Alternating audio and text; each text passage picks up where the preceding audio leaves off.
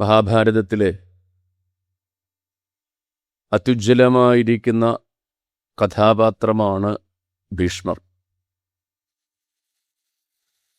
ഭീഷ്മരുടെ ജനനം തന്നെ വളരെ വിശേഷമായിരിക്കുന്ന ജന്മം. ശന്തനു മഹാരാജാവ് കുരുവംശത്തിൽ മഹാഭിഷക്കിൻ്റെ പുത്രനായിരിക്കുന്ന ശന്തനു ഒരിക്കൽ ഗംഗാതീരത്തുകൂടി സഞ്ചരിക്കുന്ന സമയത്ത് ഐശ്വര്യ സൗന്ദര്യഭാവത്തോടുകൂടിയിരിക്കുന്ന ഒരു യുവതിയെ കണ്ടു. ആ യുവതിയിൽ അദ്ദേഹം ആകൃഷ്ടനായി അദ്ദേഹം അവരെ വിവാഹം കഴിക്കാൻ ആഗ്രഹിച്ച് ആഗ്രഹത്തോടുകൂടി അവരുടെ സമീപത്ത് ചെന്നു. ആ സ്ത്രീ രാജാവിനോട് പറഞ്ഞു, രാജാവേ, ഞാൻ ആരാണ് നീ? നിന്റെ വംശമേതാണ്? കുടുംബമേതാണ്? ഇതിന് ഞാൻ വിവാഹം കഴിക്കാൻ ആഗ്രഹിക്കുന്നു എന്നുള്ള വിവാഹ അഭ്യർത്ഥനയുമായി തൻ്റെ സമീപത്തെത്തിയ രാജാവിനോട് ആ സ്ത്രീ പറഞ്ഞു, രാജാവേ, ഞാൻ ആരാണെന്ന് പറയില്ല, ഞാൻ അങ്ങേ വിവാഹം കഴിക്കാം. പക്ഷേ എന്നോട് ഒരു ചോദ്യവും ചോദിക്കരുത്. എന്ത് ചെയ്യുന്നു എന്ന് ചോദിക്കരുത്. എന്നെ ചോദ്യം ചെയ്യരുത്. മാത്രമല്ല എന്നോട് കോപിക്കരുത്. ഞാൻ എന്ത് ചെയ്താലും ആ പ്രവൃത്തിയിൽ തടസ്സമുണ്ടാക്കരുത്.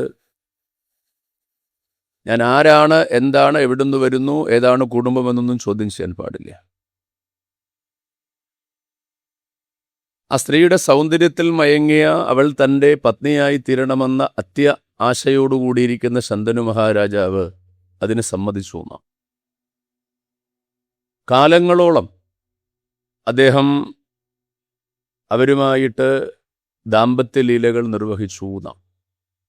ആഗ്രഹങ്ങളെ, ആശയങ്ങളെ അല്ലെങ്കിൽ സങ്കല്പങ്ങളെയൊക്കെ യാഥാർത്ഥ്യമാക്കിക്കൊണ്ട് ദാമ്പത്യലീലകൾ നിർവഹിച്ചു. കാലം കടന്നുപോയി.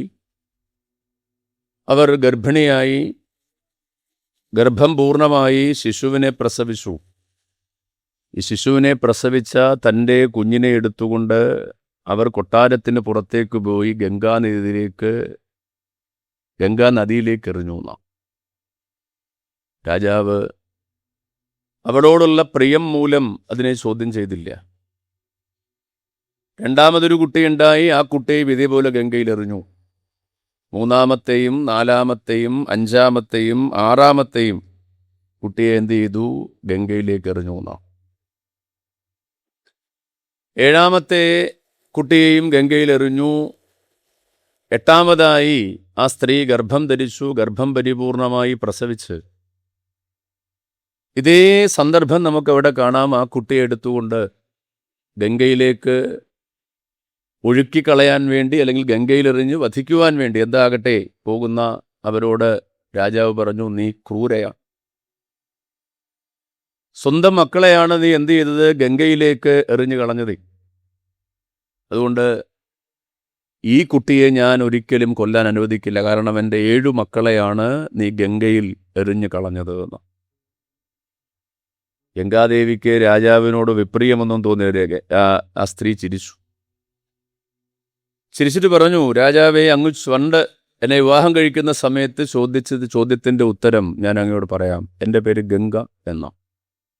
ഞാൻ ഗംഗാദേവിയാണ്.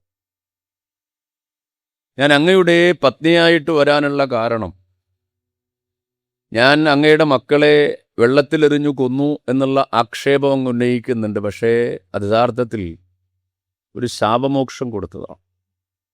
ഒരു ഇതിഹാസ ചരിത്രമാണ്. അഷ്ടവസുക്കൾ എന്നു പേരുള്ള 8 പേരെ പറ്റി ഇതിഹാസങ്ങളിൽ പ്രതിപാദിക്കുന്നുണ്ട്. അഷ്ടവസുക്കൾ എന്ന് പറഞ്ഞാൽ സൂര്യൻ, ചന്ദ്രൻ, അതേപോലെ തന്നെ ജലം, അഗ്നി, ആകാശം, വായു, ഇതിനെയൊക്കെ ഒരു നാമകരണം ചെയ്തിരിക്കുന്നു.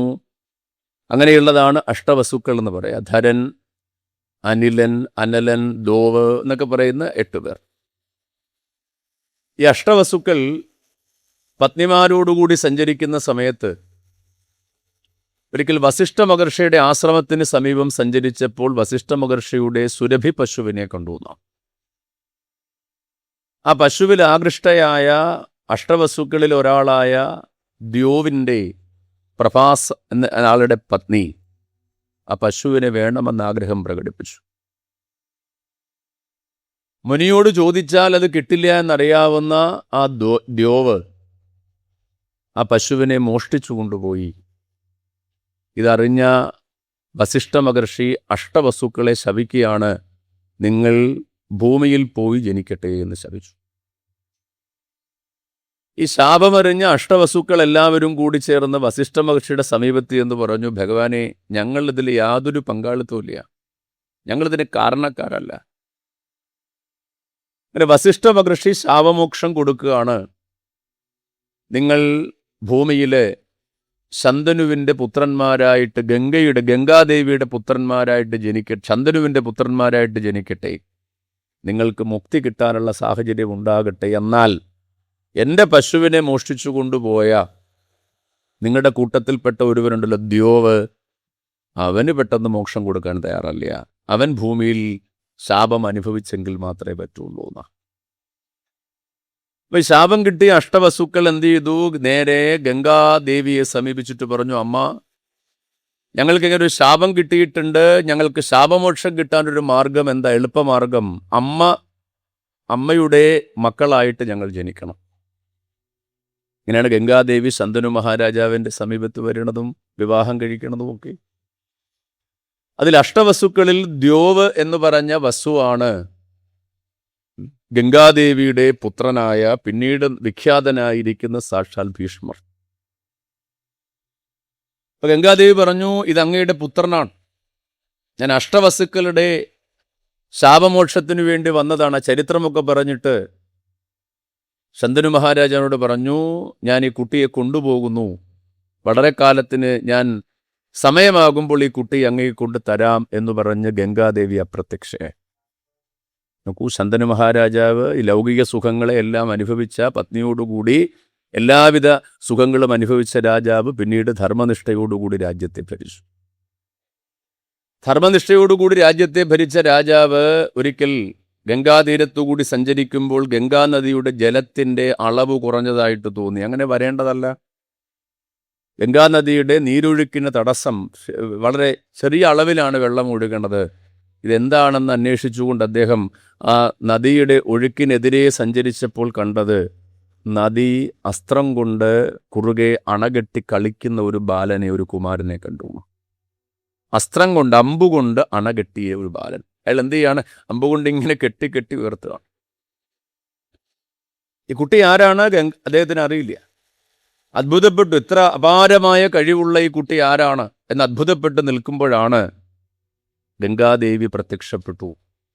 ഗംഗാദേവി അദ്ദേഹത്തോട് പറഞ്ഞു, രാജാവേ, ഇത് അങ്ങയുടെ പുത്രൻ, അങ്ങയുടെയും എൻ്റെയും പുത്രനാണ്, ദേവവ്രതൻ. പിന്നെ പ്രത്യേകത എന്താ? സാക്ഷാൽ ബൃഹസ്പതിയിൽ നിന്ന് ധർമ്മവിദ്യ അഭ്യസിച്ചു. അസുര ഗുരുവായിരിക്കുന്ന ശുക്രാചാര്യൽ നിന്ന് ശക്രവിദ്യ, ശാസ്ത്രവിദ്യ അഭ്യസിച്ചവൻ. പിന്നെയോ സാക്ഷാൽ ഭാർഗവരാമനിൽ നിന്ന് ധനുർവിദ്യ അഭ്യസിച്ചവനാണ് ഇവൻ. അതുകൊണ്ട് ഇവൻ ഉജ്ജ്വലിയും പരാക്രമയും ധർമ്മനിഷ്ഠയുള്ളവനുമായിരിക്കും, അങ്ങ് പുത്രനായിട്ട് വളർത്തിക്കൊള്ളൂ എന്ന് പറഞ്ഞ് മകനെ അച്ഛനെ ഏൽപ്പിച്ചിട്ട് ഗംഗാദേവി അപ്രത്യക്ഷയായി. വളരെ സന്തോഷമായി. തനിക്ക് 8 മക്കൾ നഷ്ടപ്പെട്ടു എന്ന് ചിന്തിച്ചിരുന്ന രാജാവിൻ്റെ മുമ്പിൽ വർഷങ്ങൾക്ക് ശേഷം ഒരു പുത്രൻ ജീവനോടുകൂടി ലഭിക്കുന്നു. അതും സാർവഭൗമനായിരിക്കുന്ന പുത്രൻ. ആ പുത്രൻ രാജ്യത്തിൽ എല്ലാവർക്കും പ്രിയങ്കരനായിരുന്നു. ദേവവ്രതനെന്നും ഗംഗാദത്തനെന്നും അദ്ദേഹത്തെ വിളിക്കുന്നു. അങ്ങനെ കാലം കടന്നുപോയി. കാലം എത്ര? മഹാഭാരതം 32 വർഷം കടന്നുപോയി. 32 വർഷം കടന്നുപോയി. 32 വർഷം കടന്നുപോയി. ഒരിക്കൽ ശന്തനു മഹാരാജാവ് നായാട്ടിൻ്റെ ഭാഗമായിട്ട് വനത്തിൽ കൂടി സഞ്ചരിക്കുമ്പോൾ നദിയുടെ തീരത്തെത്തിയപ്പോൾ കസ്തൂരിഗന്ധം. ഈ കസ്തൂരിഗന്ധത്തിൻ്റെ ഉറവിടം അന്വേഷിച്ച് അവിടെ ചെന്നപ്പോൾ കണ്ടതെന്താ? ഗംഗാനദിയിലെ മറുകരയിലേക്ക് പോകാനുള്ളവരെ തോണിയിൽ നയിക്കുന്ന ഒരു ദാശകന്യയെ കണ്ടു. ആ ദാശകന്യയുടെ ശരീരത്തിൽ നിന്ന് പുറപ്പെടുന്ന ഗന്ധമാണ് കസ്തൂരിഗന്ധം. ആ കസ്തൂരിഗന്ധത്തിൽ മാത്രമല്ല, കൃഷ്ണവർണ്ണമുള്ള ആ ദാശകന്യയിൽ ആകൃഷ്ടനായിരിക്കുന്ന അദ്ദേഹം എന്ത് ചെയ്തു നോക്കണം? 32 വർഷമായിട്ട് അദ്ദേഹം രാജ്യകാര്യങ്ങളെല്ലാം നിർവഹിച്ച് വസിക്കുന്നയാളാണ്. അദ്ദേഹത്തിന് ആ സ്ത്രീയെ കണ്ടപ്പോൾ വീണ്ടും ഒരു പ്രിയം. ആ പ്രിയത്തിൻ്റെ ഭാഗമായിട്ട് ചോദിച്ചു, എനിക്ക് നിന്നെ വിവാഹം കഴിക്കാൻ താല്പര്യമുണ്ട്. അവൾക്ക് താല്പര്യക്കുറവൊന്നുമില്ല, പക്ഷെ അച്ഛൻ അനുവദിക്കണം. ശന്തനു മഹാരാജാവ് നേരെ അദ്ദേഹത്തിൻ്റെ അച്ഛൻ്റെ ദാശപ്രമാണി എടുത്ത് എന്നു. ദാശപ്രമാണി അദ്ദേഹത്തെ, മഹാരാജാവല്ലേ, തൻ്റെ കൊട്ടാരത്തിലേക്ക് വരിക സംഭവ്യമല്ലാത്ത കാര്യമാണല്ലോ അക്കാലത്തെ, സ്വീകരിച്ചിരുത്തി അദ്ദേഹത്തെ ആദരിച്ചു, ബഹുമാനിച്ചു. എൻ്റെ ഈ ചെറിയ ഗൃഹത്തിൽ അവിടുത്തെ സാന്നിധ്യം, എൻ്റെ ചക്രവർത്തിയായ അവിടുത്തെ സാന്നിധ്യം മഹത്താണ്. രാജാവ് തൻ്റെ ആവശ്യമുന്നയിച്ചു, ഈ അങ്ങയുടെ മകളെ എനിക്ക് ഭാര്യയായി തരണം, വളരെ പ്രിയത്തോടുകൂടി. ദാശപ്രമാണി തൻ്റെ മകളെ ഭാര്യയാക്കണമെന്ന പ്രിയം മാത്രമല്ല അവിടെ ശ്രദ്ധിച്ചത്, അതിലെ ആസക്തിയും ശ്രദ്ധിച്ചു എന്നാണ് ജ്ഞാനികൾ പറയുക. ദാശപ്രമാണി പറഞ്ഞു, എനിക്ക് എൻ്റെ മകളെ ചക്രവർത്തിയായി അങ്ങേക്ക് വിവാഹം ചെയ്ത് തരുന്നതിൽ യാതൊരു വിഷമവുമില്ല, പക്ഷേ അങ്ങ് എൻ്റെ മകളെ വിവാഹം കഴിച്ചാൽ ഒരിക്കലും എൻ്റെ മകളിൽ ഉണ്ടാകുന്ന സന്താനങ്ങൾ രാജ്യത്തിൻ്റെ അവകാശികളായിട്ട് മാറില്ല. അതുകൊണ്ട് അവർ രണ്ടാം തരം പൗരന്മാരായോ മൂന്നാം തരം പൗരന്മാരായോ കൊട്ടാരത്തിൽ താമസിക്കേണ്ടി വരും. അതുകൊണ്ട് അങ്ങനോട് ക്ഷമിക്കണം, അങ്ങേക്ക് എന്നോട് വിരോധമൊന്നും തോന്നരുതെന്ന് പറഞ്ഞു. എൻ്റെ മക്കളെ രാജാവാക്കാൻ അങ്ങ് തയ്യാറാണെങ്കിൽ ഉറപ്പാണ്, യാതൊരു സംശയമില്ല, എന്തു ചെയ്യാം, എൻ്റെ മകളെ അങ്ങേക്ക് വിവാഹം ചെയ്തു തരാം. ശന്തനു മഹാരാജാവ് ഒന്നും മറുപടി പറഞ്ഞില്ല. മറുപടി പറയാതെ അദ്ദേഹം അവിടുന്ന് തിരിച്ചു കൊട്ടാരത്തിലേക്ക് പോന്നു. കൊട്ടാരത്തിൽ പോന്നു കഴിഞ്ഞപ്പോഴോ ശന്തനു മഹാരാജാവ് രാജ്യകാര്യങ്ങളിലെ നേരത്തെയുള്ള ശ്രദ്ധ കുറഞ്ഞു തുടങ്ങി, അലസത ബാധിച്ചു തുടങ്ങി, പല വിധത്തിലുള്ള ചിന്തകളുണ്ടായി. ദേവവ്രതന് ഗംഗാദത്തൻ, അച്ഛൻ്റെ സ്പന്ദനങ്ങൾ പോലും അച്ഛൻ്റെ ചലനത്തെപ്പറ്റി അറിയാവുന്ന ഗംഗാദത്തൻ അച്ഛനോട് നേരിട്ട് ചോദിച്ചു, അച്ഛാ, എന്താണ് അച്ഛൻ്റെ പ്രശ്നം? അച്ഛൻ്റെ വിഷയം എന്താണ്?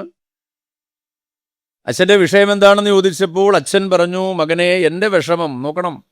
പിന്നീട് നമുക്കതിലേക്ക് സൂക്ഷ്മതയിലേക്ക് ചെല്ലുമ്പോഴാണ് ഇതിനകത്തെ ഉൾക്കള്ളികൾ വെളിവാകുക.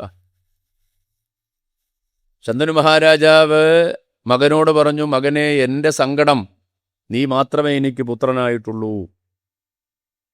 നിനക്കെന്തെങ്കിലും സംഭവിച്ചാൽ ഈ രാജ്യത്തിന് അവകാശികളില്ലാതെ, എന്ന് വെച്ചാൽ തനിക്ക് കല്യാണം കഴിക്കണമെന്ന് ആഗ്രഹം പറയാതെ പറഞ്ഞു വെച്ചു. 32 വർഷമായിട്ട് വിവാഹം കഴിഞ്ഞ് തൻ്റെ സകല ലൈംഗിക കാമങ്ങളെയും പൂർത്തീകരിച്ച ശന്തനു മഹാരാജാവാണ് 32 വർഷത്തിന് ശേഷം ഒരു സ്ത്രീയെ കണ്ടപ്പോൾ അദ്ദേഹത്തിൻ്റെ ഉള്ളിൽ കെട്ടി ബന്ധിക്കപ്പെട്ടിരുന്ന കാമം വഴിഞ്ഞൊഴുകി. മകനോട് പറഞ്ഞു, എന്താ പറഞ്ഞത്? നിനക്കെന്തെങ്കിലും കുഴപ്പം സംഭവിച്ചാലോ? നോക്കൂ, അങ്ങനെ പറയേണ്ടതാണ്.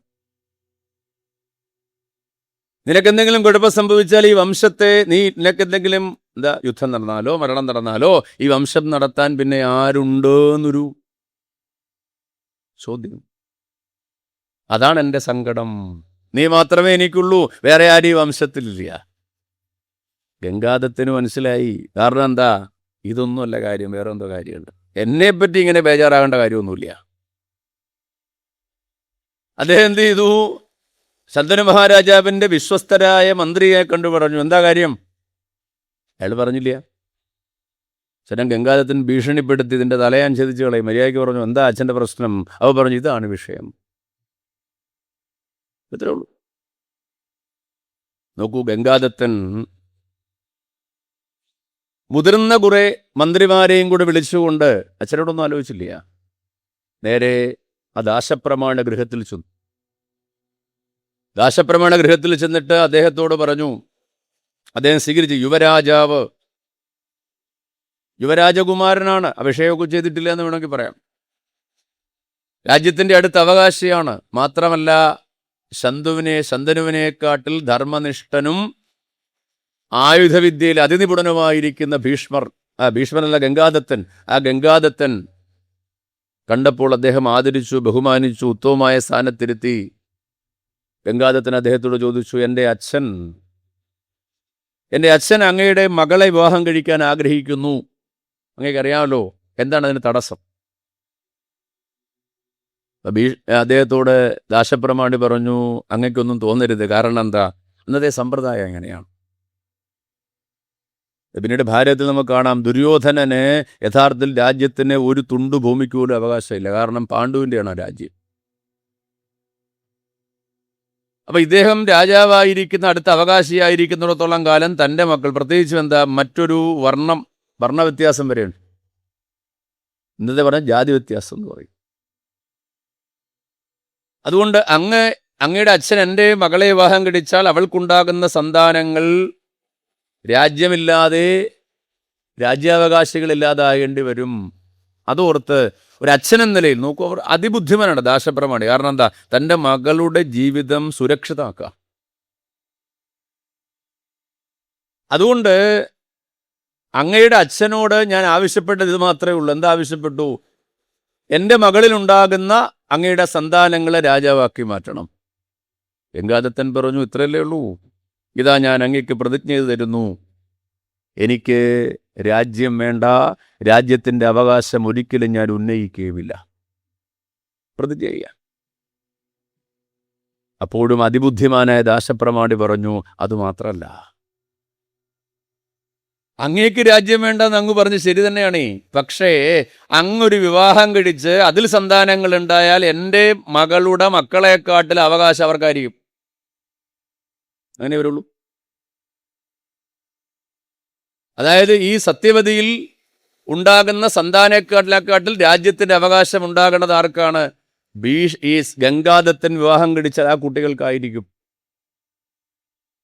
അപ്പോഴാണ് കഠിനമായൊരു പ്രതിജ്ഞ അദ്ദേഹം എടുത്തു, ഞാൻ ബ്രഹ്മചാരിയായിരിക്കും, ഞാൻ ബ്രഹ്മചര്യത്തെ സ്വീകരിച്ചിരിക്കുന്നു ആജീവനാന്തം. നോക്കൂ, അധികാരം ഉപേക്ഷിച്ചു ഭീഷ്മർ. ഞാൻ രാജാവാകില്ല, എനിക്ക് രാജ്യം വേണ്ടെന്ന് ആദ്യം പ്രസ്താവിച്ചു. ആദ്യത്തെ പ്രതിജ്ഞയാണ്.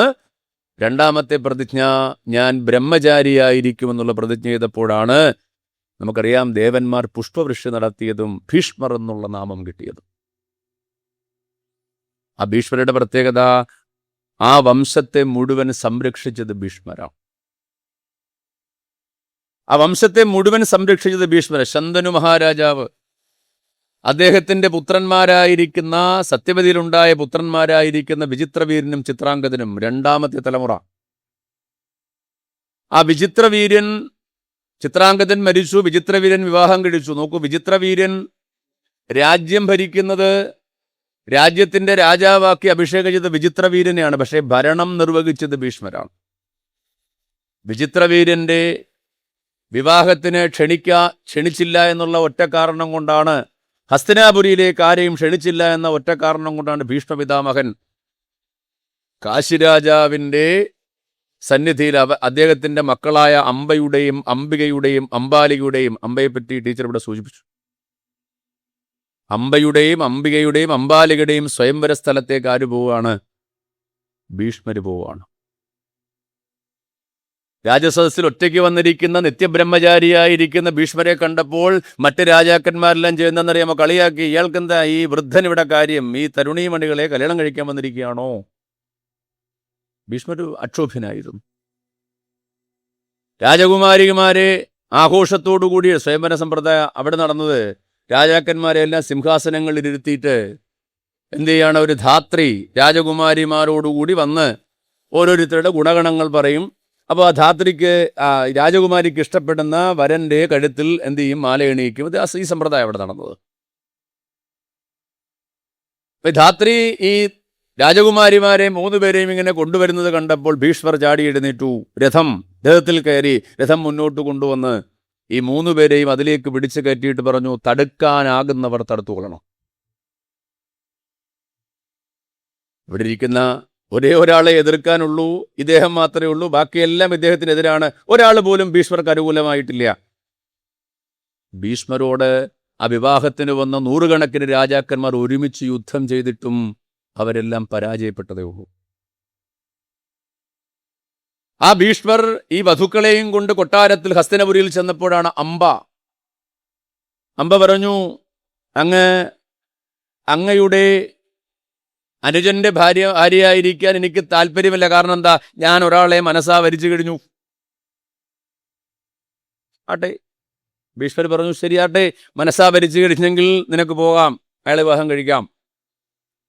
അമ്പ പോയി, അതവിടെ നിൽക്കട്ടെ, ആ ചരിത്രം പിന്നീട് വിശദീകരിക്കാം. അംബികയും അംബാലികയും വിചിത്രവീര്യൻ വിവാഹം ചെയ്തു. അംബികയും അംബാലികയും വിചിത്രവീര്യൻ വിവാഹം ചെയ്തു. പക്ഷേ വിചിത്രവീര്യന്റെ ജീവിതത്തിൽ വന്ന രോഗം ക്ഷയം എന്നൊരു രോഗം പിടിച്ചു എന്ന രാജയക്ഷ്മ എന്ന് പറയും. എങ്ങനെ പിടിച്ചു? 2 പത്നിമാർ. ആ പത്നിമാരിൽ നിയന്ത്രിതമല്ലാത്ത കാമവികാരത്തോടു കൂടിയിരിക്കുന്ന ജീവിതം നയിച്ചതോട് ക്ഷയം പിടിച്ചു മരിച്ചു. ഞാൻ പറഞ്ഞല്ല, വ്യാസൻ പറഞ്ഞ കേട്ടോ. അതിന് കാരണം എന്താണ്? നിയന്ത്രിതമല്ലാത്ത ലൈംഗിക ജീവിതം നയിച്ചതുകൊണ്ട് ക്ഷയം പിടിച്ചു മരിച്ചു എന്ന് തന്നെ പറഞ്ഞു വ്യാസൻ. 2 പേരും വിധവകളായി. വംശം നിലനിർത്താൻ മക്കളില്ല. മക്കളില്ലാതെ വന്നപ്പോൾ സത്യവതി നേരെ എന്ത് ചെയ്തു? ഭീഷ്മരെ സമീപിച്ചു. മകനെ, നീ എന്ത് ചെയ്യണം? അവരിൽ സന്താനോത്പാദനം നടത്തണം. ശാസ്ത്രം അങ്ങനെ പറയാറുണ്ട്. ശാസ്ത്രത്തിൻ്റെ ഗഹനതകളെ അന്വേഷിക്കുമ്പോഴാണ് അത് എന്തുകൊണ്ടാണ് പറഞ്ഞതെന്ന് ബോധ്യപ്പെടുക. ഭീഷ്മർ പറഞ്ഞു, അത് പറ്റില്ല. കാരണം എന്താ? ഞാൻ ബ്രഹ്മചര്യം സ്വീകരിച്ച ആളാണ്. അങ്ങനെയാണ് വ്യാസൻ അവരിൽ സന്താന സൃഷ്ടി നടത്തുകയും ആ സന്താന സൃഷ്ടിയുടെ ഭാഗമായിട്ട് അവർക്കുണ്ടായിരിക്കുന്ന പുത്രന്മാർ ഒരാൾ അന്ധനായി തീരുകയും ഒരാള് പാണ്ഡുവർണ്ണത്തോടു കൂടിയ ആളായി മാറുകയും ചെയ്തു. 3-ാമത്തെ ആളൊരു ദാസിയിലാണ് ഉണ്ടായത്. അദ്ദേഹമാണ് വിശ്വവിഖ്യാത ജ്ഞാനിയായിരിക്കുന്ന വിതുരൻ. അപ്പോഴും എന്താ സംഭവിച്ചത്? ആ വംശം വീണ്ടും നിയന്ത്രിച്ചത് ഭീഷ്മരാണ്. ജന്മന അന്ധനായ ആളെ എങ്ങനെ രാജാവാക്കും? മൂത്തയാളാണ്, ജ്യേഷ്ഠനാണ്. ജ്യേഷ്ഠനാണ് എന്നുള്ളത് കൊണ്ട് കണ്ണു കാണാത്ത ഒരാളെ രാജ്യത്തിന്റെ അധികാരിയാക്കി മാറ്റിയാൽ എങ്ങനെ രാജ്യം മുന്നോട്ട് കൊണ്ടുപോകും? അതുകൊണ്ട് തന്നെ രാജാവായതാരാണ്? പാണ്ഡുവാണ്. പാണ്ഡുവിന്റെ പ്രത്യേകത എന്താ? പാണ്ഡുവാണ് യഥാർത്ഥത്തിൽ ഹസ്തിനാപുരി എന്ന സാമ്രാജ്യത്തെ വിസ്തൃതമാക്കിയത്. ലോകം മുഴുവൻ നടന്നു, രാജാക്കന്മാരെല്ലാം വിജയിച്ചു, എല്ലാ ഭരണനിർവഹണവും നടത്തി സാമ്രാജ്യത്തെ വിപുലീകരിച്ചത് പാണ്ഡുവാണ്. ധൃതരാഷ്ട്രന്റെ വിവാഹം കഴിഞ്ഞു, പാണ്ഡു 2 വിവാഹം കഴിച്ചു, മാദ്രിയും കുന്തിയും വിവാഹം കഴിച്ചു. അങ്ങനെ കാട്ടിലേക്കൊരിക്കൽ നായാട്ടിനു വേണ്ടി പത്നിമാരോട് പോകുന്ന സമയത്ത് 2 ഇണചേർന്നിരുന്ന മാനുകളിൽ ഒന്നിനെ അറിയാതെ അമ്പെയ്ത് അത് മരിച്ചു വീണു. ഋഷിയായിരുന്നു അത്. ആ ഋഷി ശപിച്ചു, നീ എപ്പോഴാണ് ഭാര്യയോട് ഇണചേരുന്ന സമയം നീ മരിച്ചു പോകേണ്ടത് ശാപം കൊടുത്തു. ആ ശാപത്തിന്റെ ഫലമായി പാണ്ഡു രാജ്യം ഉപേക്ഷിച്ചു. ഞാൻ ഇനിയും രാജ്യം ഭരിക്കാനില്ല. പത്നിമാരോടൊത്ത് നേരെ എന്ത് ചെയ്തു? കാട്ടിൽ പോയി. നോക്കണം, അന്ധനായ ധൃതരാഷ്ട്രൻ രാജാവായി മാറി. ഭരിച്ചതാരാണ്? ഭീഷ്മരാണ്. പിന്നീട് നമ്മൾ കാണുന്ന രംഗം ഏതാണ്? പാണ്ഡുവും പത്നിമാരും കാട്ടിലേക്ക് പോയി, അവിടെ താമസിക്കുന്നു, അവർക്ക് സന്താനങ്ങൾ ഉണ്ടാകുന്നു, പഞ്ചപാണ്ഡവന്മാരുണ്ടാകുന്നു. കാലമേറെ. അപ്പോഴൊക്കെ പാണ്ഡവന്മാർ രാജ്യത്തില്ല. ഇവിടെ ഭരിക്കുന്നത് കണ്ണു കാണാത്ത ധൃതരാഷ്ട്രനും അദ്ദേഹത്തിൻ്റെ മക്കളായ ദുര്യോധനാദികളുമാണ്. അങ്ങനെ ഇരിക്കുന്ന സമയത്താണ് ദുഃഖവാർത്ത ചെയ്തത്. പാണ്ഡു മരിച്ചു. കാമത്തെ നിയന്ത്രിക്കാൻ സാധിക്കാത്ത പാണ്ഡു മരിച്ചു. പാണ്ഡു തിരികെ പാണ്ഡവന്മാരോടൊപ്പം 5 പുത്രന്മാരെയും കൊണ്ട് കുന്തിയമ്മ കൊട്ടാരത്തിലേക്ക് വരുന്ന സമയത്ത് ഇവിടെ മുറുമുറുപ്പുകൾ ഉയർന്നു. അവർക്ക് രാജ്യം എങ്ങനെ കൊടുക്കും? അവർക്ക് രാജ്യം കൊടുക്കാൻ പറ്റുമോ? നോക്കൂ, ഭാരതത്തിൽ ഗാന്ധാരി പ്രസ്താവിക്കുന്ന പ്രസ്താവനയുണ്ടെന്താ? ഗാന്ധാരി സ്വന്തം ദുര്യോധനന്റെ അമ്മയായ ഗാന്ധാരി ദുര്യോധനോട് പറഞ്ഞു, നിനക്ക് ഒരു അംശം പോലും ഈ രാജ്യത്തിൽ അവകാശമില്ല, എനിക്കും എൻ്റെ ഭർത്താവിനും അവകാശമില്ല. ഇത് പാണ്ഡുവിൻ്റെ രാജ്യമാണ്. ഇത് പാണ്ഡുവിൻ്റെ രാജ്യമാണ്, അതുകൊണ്ട് അല്പം പോലും അവകാശമില്ല. അപ്പോൾ ദുര്യോധനൻ അനുഭവിച്ചുകൊണ്ടിരിക്കുന്ന വിട്ടുകൊടുക്കാൻ ബുദ്ധിമുട്ട്. അവസാനം എന്തേ? ഭീഷ്മപിതാമഹൻ പറഞ്ഞു, ഒരു കാര്യം ചെയ്യൂ, പകുതി രാജ്യം പാണ്ഡവന്മാർക്ക് കൊടുക്കൂ. അദ്ദേഹം പ്രസ്താവിച്ചു. നോക്കൂ, അദ്ദേഹം രാജാവാണോ? അല്ല. ഭീഷ്മർ ചോദിക്കുന്നുണ്ട്, ഞാനിവിടെ ഇരിക്കുമ്പോൾ ആരാണ് വേറെ രാജാവായിട്ടുള്ളത്? ഞാൻ തീരുമാനിക്കുന്നു, പകുതി രാജ്യം ആർക്ക് കൊടുക്കണം? പാണ്ഡവന്മാർക്ക് കൊടുക്കണം. പാണ്ഡവന്മാർക്ക് പകുതി രാജ്യം കൊടുത്തു.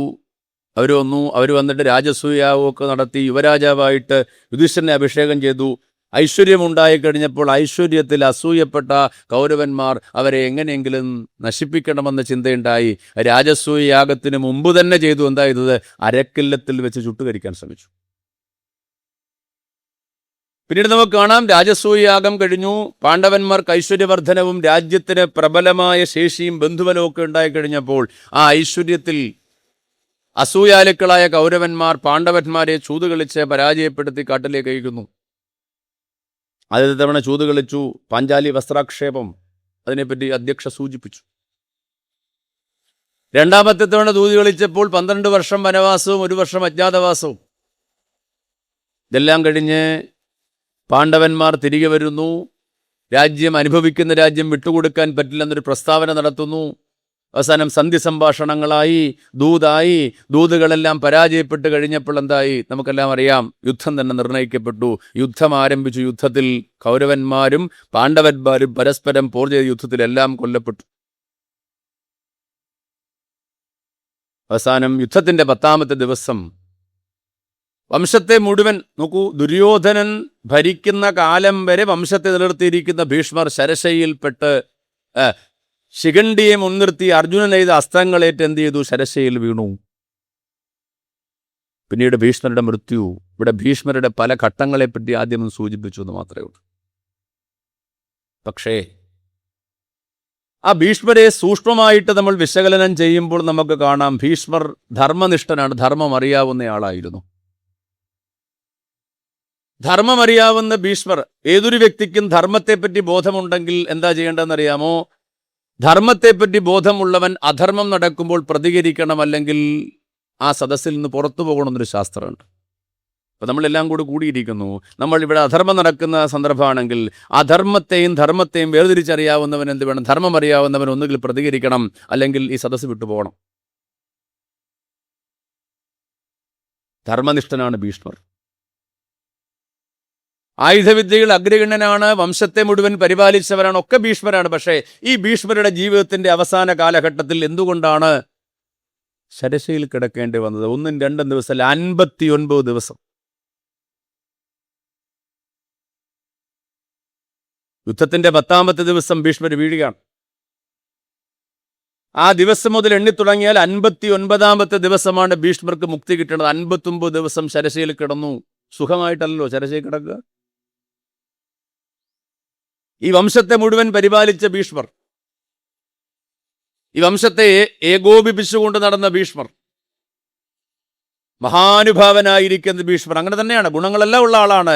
ആ ഭീഷ്മർ എന്തുകൊണ്ടാണ് ശരശയിൽ വീഴേണ്ടി വന്നത്? വ്യാസമഹർഷി പ്രത്യക്ഷമായിട്ട് പറയാതെ പറഞ്ഞു വെക്കുന്ന കുറെ സന്ദർഭങ്ങൾ ഭാരതത്തിൽ അവിടെ കാണാം.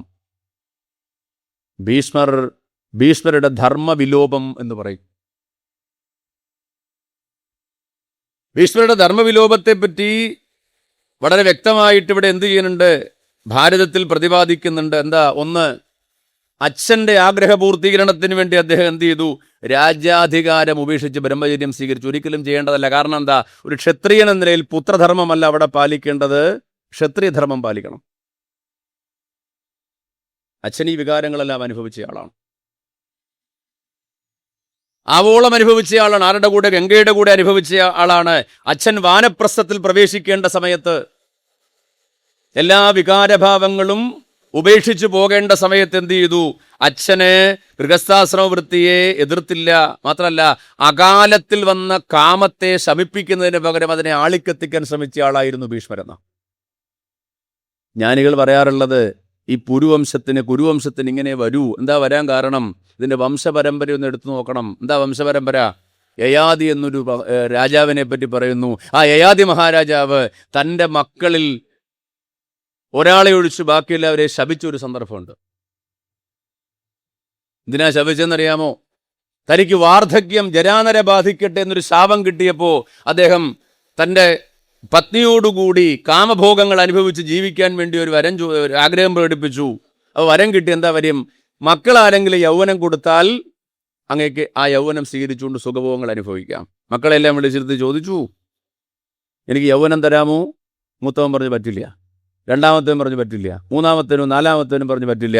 അഞ്ചാമത്തവൻ അതിബുദ്ധിമാനാണ്, അവൻ പറഞ്ഞു ഞാൻ തരാം.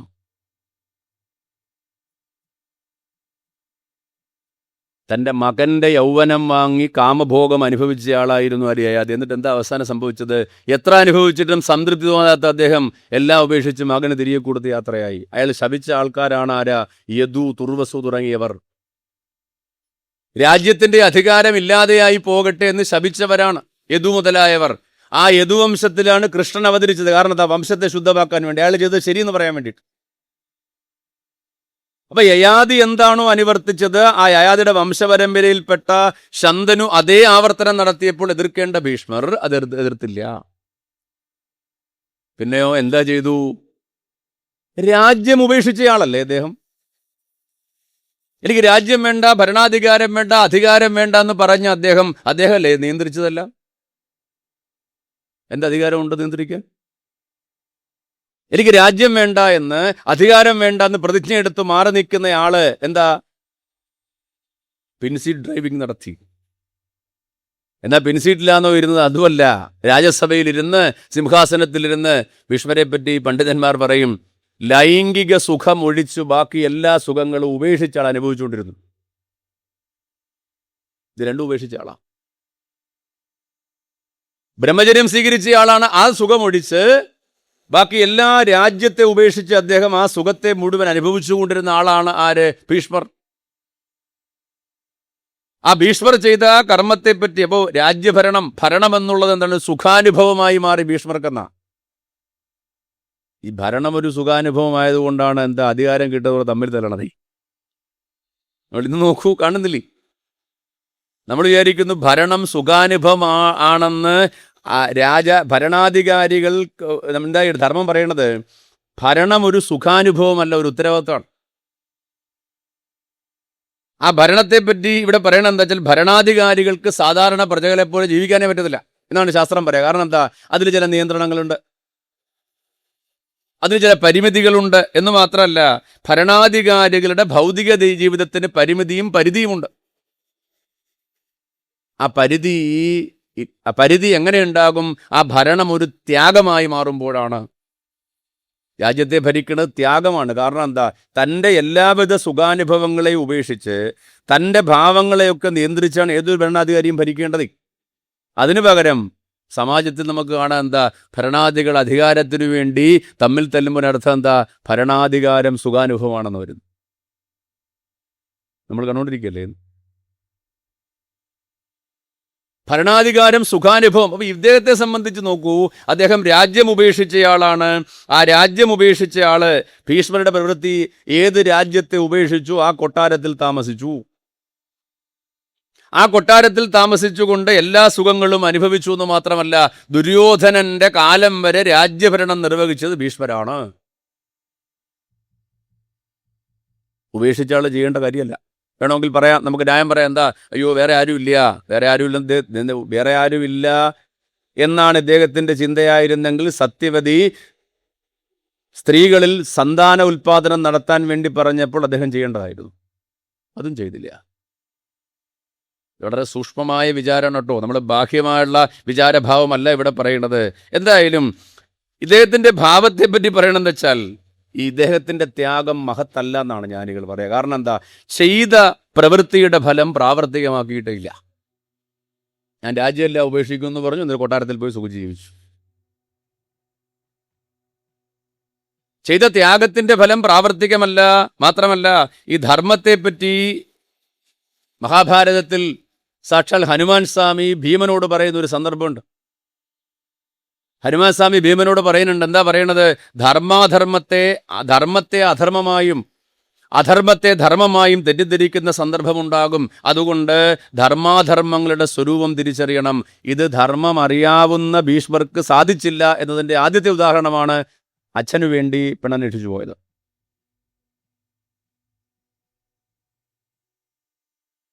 അച്ഛൻ്റെ കാമദാഹത്തെ തീർക്കാൻ വേണ്ടി സത്യവതി അന്വേഷിച്ചു കൊണ്ടുപോയി. നോക്കൂ, അവിടൊക്കെ ഇതിൻ്റെ പ്രഭാവം കാണാം. എന്താ? അമ്മ എന്ന് വിളിച്ചുകൊണ്ട് അവരെ കൊണ്ടുവരണത്. അപ്പൊ ഇവിടെ ഭീഷ്മരുടെ ത്യാഗം 3: താമസത്യാഗം, രാജസത്യാഗം, സാത്വികത്യാഗം എന്ന് പറയും. ഭീഷ്മരുടെ ത്യാഗത്തെപ്പറ്റി ജ്ഞാനികൾ പറയാം താമസത്യാഗം എന്ന് പറയും. താമസത്യാഗമാണ് ഭീഷ്മർ അനുഷ്ഠിച്ചതെന്ന്. ആ ഭീഷ്മരാണ് ബ്രഹ്മചര്യം സ്വീകരിച്ച ഭീഷ്മരാണ് എന്ത് ചെയ്തത്? തൻ്റെ അനുജന്റെ വിവാഹത്തിനു വേണ്ടി 3 പെൺകുട്ടികളെ ബലാത്കാരമായി പിടിച്ചുകൊണ്ടുവന്നത്. അമ്പയെ പറ്റി പറഞ്ഞു. അമ്പയെ വിട്ടയച്ചു. അമ്പ പോയി എന്ത് ചെയ്തു? അമ്പ പോയി അവിടെ ചെന്ന് ഭീഷ്മരോട് സാലിനെ കണ്ടപ്പോൾ സാല്യം പറഞ്ഞു, എനിക്ക് നിന്നെ സ്വീകരിക്കാൻ പറ്റില്ല. കാരണം എന്താ? നീയെ ഭീഷ്മരെ കൈപിടിച്ചുകൊണ്ട് പോയാൽ ഭീഷ്മർ ഇപ്പോൾ കല്യാണം കഴിക്കൂ. ഭീഷ്മരുടെ അടുത്ത് ഭീഷ്മർ പറഞ്ഞു, ഞാൻ ബ്രഹ്മചാരിയെ കല്യാണം കഴിക്കില്ല. അവസാനം അകൃതവ്രണൻ എന്ന ഋഷി പരശുരാമനെ കണ്ടു പറഞ്ഞു, അങ്ങയുടെ ശിഷ്യനാണല്ലോ ഭീഷ്മർ. ആ ഭീഷ്മർ എന്ത് ചെയ്യണില്ല? അകൃതവ്രണനോട് പറഞ്ഞു, ആ ഭീഷ്മര് എൻ്റെ മകളെ പിടിച്ചുകൊണ്ടുപോയി, പക്ഷേ കല്യാണം കഴിക്കാൻ തയ്യാറല്ല. അങ്ങനെ പരശുരാമൻ വന്ന് യുദ്ധം ചെയ്തു. 33 ദിവസം യുദ്ധം ചെയ്തു ഭീഷ്മരുമായിട്ട്. യുദ്ധം ആരും ജയിക്കാതെ യുദ്ധം അവസാനിപ്പിച്ചു. അങ്ങനെ ആ അമ്പ തപസ് ചെയ്ത് നദിയായിട്ടും സ്ത്രീയായിട്ടും മാറി, വീണ്ടും തപസ് ചെയ്ത് പുരുഷനായിട്ട് മാറി. ആ പുരുഷനാണ് ശിഖണ്ഡി. അപ്പൊ ഇവിടെ ആ ഭീഷ്മരുടെ ഓരോ സന്ദർഭത്തെ നോക്കൂ. ഒന്ന്, ഭീഷ്മരുടെ ധർമ്മവിലോപത്തെപ്പറ്റി ജ്ഞാനികൾ പറയണത്, ഒന്ന്, ഉപേക്ഷിച്ച രാജ്യത്തെ അനുഭവിച്ചുകൊണ്ടിരുന്നു, ഒന്നാമത്തെ പോരായ്മ. 2, അദ്ദേഹം ചെയ്ത രണ്ടാമത്തെ തെറ്റെന്താ? പാണ്ഡവന്മാർക്ക് മാത്രം അവകാശപ്പെട്ട രാജ്യത്തിൽ കൗരവന്മാർക്ക് അവകാശം ഉണ്ടായി കൊടുത്തു. ഭീഷ്മർക്ക് എന്താ അധികാരമുള്ളെന്നൊരു ചോദ്യമാണ്. സമ്പ്രദായപ്രകാരം, അന്നത്തെ രീതി പ്രകാരം പാണ്ഡുവിൻ്റെ പുത്രന്മാർ, അതെല്ലാവരും അംഗീകരിക്കണ്ടേ? ധൃതരാഷ്ട്രൻ അംഗീകരിക്കുന്നുണ്ട്. ധൃതരാഷ്ട്രൻ്റെ ഭാര്യയായ പാണ്ഡവന്മാരുടെ അമ്മയായിരിക്കുന്ന ഗാന്ധാരി, കൗരവന്മാരുടെ അമ്മയായിരിക്കുന്ന ഗാന്ധാരി അംഗീകരിക്കുന്നുണ്ട്. ഗാന്ധാരി, നമ്മൾ നേരത്തെ പറഞ്ഞല്ലോ, ഗാന്ധാരി ദുര്യോധനോട് പറഞ്ഞു, നിനക്ക് ഒരു തരി മണ്ണിന് പോലും അവകാശമില്ല, ഇത് പാണ്ഡുവിൻ്റെ മണ്ണാണ്. എന്തുകൊണ്ടാണ് പറയുന്നറിയാമോ? ആകെ ഇട്ടാവട്ടം ഉണ്ടായിരുന്ന ഒരു പ്രദേശത്തെ വിശാലമായ സാമ്രാജ്യമാക്കി മാറ്റിയത് പാണ്ഡുവാണ്. അതുകൊണ്ടാണ് പറഞ്ഞത്. അപ്പോൾ ഒരു കൂടിയാലോചനയും കൂടാതെ എന്ത് ചെയ്തു? പാണ്ഡവന്മാർക്ക് മാത്രം അവകാശപ്പെട്ട രാജ്യത്തിൻ്റെ പകുതി ദുര്യോധനന് കൊടുക്കാൻ തീരുമാനിച്ചു. നോക്കൂ, രാജ്യം ഉപേക്ഷിച്ച ആൾ ചെയ്യേണ്ടതാണോ ഇത്? ഇതൊരു ചോദ്യമാണ്. പിന്നീട് അടുത്ത നമുക്ക് കാണാം, ഒരു ഭരണാധികാരിയായിരിക്കുന്ന ആൾ എന്ത് വേണം? ശിക്ഷിക്കേണ്ടവരെ ശിക്ഷിക്കണം. ഇദ്ദേഹം ഒരു ശിക്ഷ നടപ്പിലാക്കിയില്ല. ഏത് ശിക്ഷ? ആതതായികൾ എന്ന് പറയുന്നത് കുറെ വിഭാഗത്തിൽപ്പെട്ടവരാണ്. ആരൊക്കെയാണ്? ഒന്ന്, വീടിന് തീ വെക്കുന്നവൻ. രണ്ടാമതായിട്ട് വിഷം കൊടുക്കുന്നയാൾ, ആയുധമേന്തി കൊല്ലാൻ വരുന്നയാൾ, ധനം അപഹരിക്കുന്നവൻ, ഭൂമി അപഹരിക്കുന്നവൻ, ഭാര്യയെ അപമാനിക്കുന്നവൻ. ഇവരെ ആതതായികൾ എന്ന് പറയുന്നു. ഇവരെ കാണുമ്പോൾ തന്നെ കൊല്ലണമെന്ന്. എന്നിട്ടും അരക്കില്ലത്തിൽ വെച്ച് പാണ്ഡവന്മാരെ ചുട്ടുകരിക്കാൻ പരിശ്രമിച്ച ദുര്യോധനാണെന്ന് വ്യക്തമായിട്ട് അറിഞ്ഞിട്ടും ഭീഷ്മര് ശിക്ഷിച്ചില്ല. നോക്കൂ, ഭീഷ്മരുടെ ധർമ്മവിലോപം രണ്ടാമതായിട്ട് വരുന്ന അവിടെയാണ്. ധർമ്മം അറിയാവുന്ന ആളാണ് ഭീഷ്മർ, ധർമ്മനിഷ്ഠനാണ് ഭീഷ്മർ എന്ന് പറയുമ്പോഴും ശിക്ഷിക്കേണ്ട രാജാവ് അല്ലെങ്കിൽ രാജാസ്ഥാനത്തിരിക്കുന്ന ആൾ ശിക്ഷിക്കേണ്ടതല്ലേ? കൊച്ചുമക്കളോ മക്കളോ ഒക്കെ ആകട്ടെ. അപ്പോഴും എന്താ ചെയ്തത്? അരക്കില്ലത്തിൽ വെച്ച് ഇവരെ ശിക്ഷിക്കേണ്ട, ചുട്ടുകൊല്ലാൻ വേണ്ടവരെ കൊല്ലേണ്ടവനല്ലേ, അല്ലെങ്കിൽ ശിക്ഷിക്കേണ്ടവനല്ലേ? ആ ശിക്ഷിക്കേണ്ടവനെ എന്തുകൊണ്ടാണ് ശിക്ഷിക്കാഞ്ഞത്? ധർമ്മം അറിയാവുന്ന ഭീഷ്മരുടെ ധർമ്മവിലോപം രണ്ടാമതവിടെയാണ്. മൂന്നാമത്തെ സന്ദർഭം നമുക്ക് കാണാം. എവിടാ കാണുന്നത്? ആദ്യത്തെ തവണ ചൂത് കളിച്ച് പരാജയപ്പെടുമ്പോൾ പാഞ്ചാലി വസ്ത്രാക്ഷേപ സമയത്ത് പാഞ്ചാലിയെ തന്നെ പണയം വെച്ചിട്ട് പാഞ്ചാലിയെ പണയം വെച്ചു. അതാണ് ടീച്ചർ നേരത്തെ പറഞ്ഞത്. പാഞ്ചാലി ചോദിക്കുന്നൊരു ചോദ്യമുണ്ട്, ആദ്യം പണയം വെച്ചത് എന്നെയാണോ അങ്ങ് തന്നെയാണോ? പാഞ്ചാലി തന്നെ വിളിക്കാൻ വേണ്ടി വന്ന ആളോട് ചോദിക്കുന്ന ചോദ്യം, പണയത്തിലിരിക്കുന്ന ഒരു വസ്തുവിന് മറ്റൊന്നിനെ പണയം വെക്കാൻ അധികാരമുണ്ടോ എന്ന് ചോദിച്ചു. ഇവിടെ ഇയാൾ പണയത്തില്ല, പിന്നെ എനിക്ക് വേറെ ആളെ പണയം വെക്കണ്ടോ ഇയാൾക്ക്? പാഞ്ചാലിയെ പരസ്യമായിട്ട് പിടിച്ചുകൊണ്ടുവന്ന് ആക്ഷേപിക്കുന്ന പാഞ്ചാലി സദസ്സിലേക്ക് ബലമായിട്ട് ദുശാസനം പിടിച്ചുകൊണ്ട് വരുമ്പോഴും പാഞ്ചാലി ഇതേ ചോദ്യം ഉന്നയിച്ചു. നോക്കൂ, ഒരു വംശത്തെ മുഴുവൻ നിലനിർത്തുന്ന ഭീഷ്മർ, പിതാമഹനായിരിക്കുന്ന ഭീഷ്മർ അവിടെ എഴുന്നേറ്റ് നിന്ന് ഒറ്റ കാര്യം പറഞ്ഞാൽ നിർത്തടാന്ന് പറഞ്ഞാൽ തീർന്നു ആ വിഷയം. അവിടെ ഒരു ആക്ഷേപവും നടക്കില്ല. പക്ഷേ ഭീഷ്മർ ചെയ്തില്ല. പകരം ഭീഷ്മർ എന്താ ചെയ്തത്?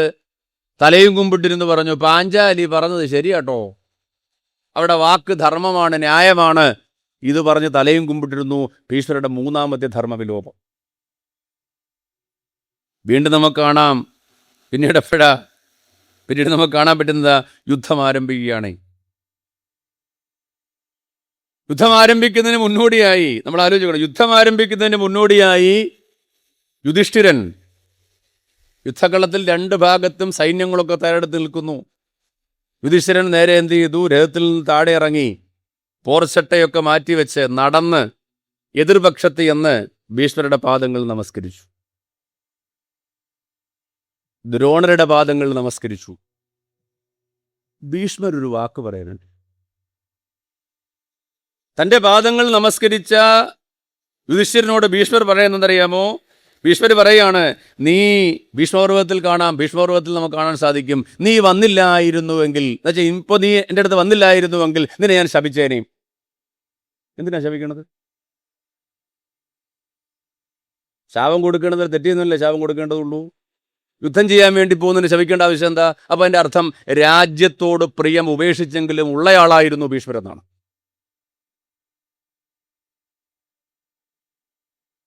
രണ്ടു ഭാഗം യുദ്ധത്തിന് സന്നദ്ധമായി നിൽക്കുമ്പോൾ ഭീഷ്മർക്ക് ഒരിക്കലും ശപിക്കേണ്ട കാര്യമില്ലല്ലോ. യുധിഷ്ഠിരൻ അയാളുടെ നിങ്ങൾ തെറ്റിയിട്ടില്ല, അപരാധം ചെയ്തിട്ടില്ല. എന്നിട്ടും യുധിഷ്ഠിരന്റെ ധർമ്മമര്യാദ, അദ്ദേഹത്തിൻ്റെ രീതി അതാണ്. ആ യുധിഷ്ഠിരൻ, എന്നാൽ ദുര്യോധനൻ ഇങ്ങോട്ട് നേരെ നമസ്കരിച്ചിട്ടില്ല.